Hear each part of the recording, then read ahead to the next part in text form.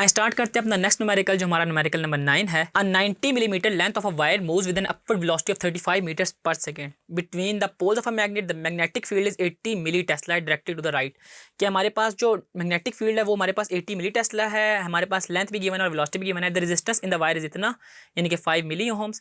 What are the magnitude and the direction of the induced current. आपने इसमें direction और इसके मैग्नीट्यूड ऑफ इंड्यूस्ड ईएमएफ को find करना है, यानी कि इंड्यूस्ड करंट को फाइंड करना है। हमारे पास जो इसमें लेंथ है वो इक्वल है 90 मिलीमीटर्स के, ठीक है जी। इसके अलावा जो वेलोसिटी है वो इक्वल है 35 मीटर्स पर सेकंड के, और हमारे पास जो मैग्नेटिक फील्ड है वो है 80 मिली टेस्ला, यानी कि 80 इंटू 10⁻³ और इसको अगर मैं लेंथ को भी चेंज करना चाहूँ इन टर्म्स ऑफ मीटर तो ये मेरे पास आ जाएगा 0.09 मीटर्स। इसको मैं ना मल्टीप्लाई बाय 10⁻³ से करता हूँ, ठीक है। अब हमारे पास L भी आ गया, V भी आ गया और B भी आ गया, और इसमें जो रेजिस्टेंस हमारे पास लास्ट चीज़ है वो इक्वल है मेरे पास 5 मिली ओम्स के।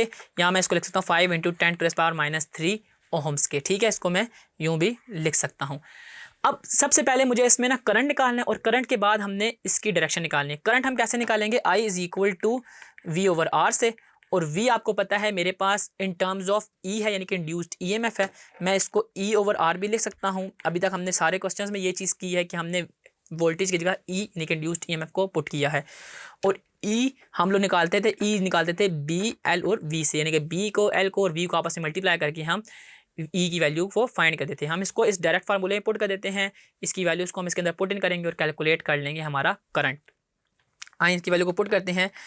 मेरे पास आएगा B आएगा मेरे पास 80 इंटू 10⁻³ लेंथ है मेरे पास इसमें 0.09 और वेलोसिटी है मेरे पास 35 मीटर्स पर सेकेंड, ठीक है। और रेजिस्टेंस है मेरे पास 5 मिली ओम, 5 इंटू 10⁻³ और जब मैं इनको कैलकुलेट करता हूँ, यानी कि न्यूमरेटर में मैं इनकी वैल्यूज़ लिखता हूँ 80 इंटू 10⁻³ और मैं इसको मल्टीप्लाई करता हूँ 0.09 से और मल्टीप्लाई करता हूँ 35 से और डिवाइड कर देता हूँ 5 इंटू 10⁻³ से, तो हमारा आंसर आता है इसमें 50.4 एम्पेयर्स, यानी कि ठीक है हमारे पास जो करंट आएगा वो आएगा 50.4 एम्पेयर्स। और इसमें हमारे पास ने पूछा था डायरेक्शन ऑफ करंट क्या होगी, तो डायरेक्शन ऑफ करंट हम इसमें निकालेंगे by using Fleming right hand rule, और फ्लेमिंग राइट हैंड रूल से हमें इसकी डायरेक्शन पता चलेगी कि हमारा जो करंट है वो इनटू द पेपर जा रहा है। तो अगर आपके पास पेपर में एक क्वेश्चन आए जिसमें आपके पास L, V, B गिवन हो, तो आप इसके जरिए पहले इंड्यूस्ड ईएमएफ फाइंड कर लेंगे और इस इंड्यूस्ड ईएमएफ के जरिए आप उसका इंड्यूस्ड करंट फाइंड कर लेंगे, और by using right hand rule of Fleming आप इसमें इसका बता देंगे कि जो करंट है वो इनटू द पेपर फ्लो कर रहा है।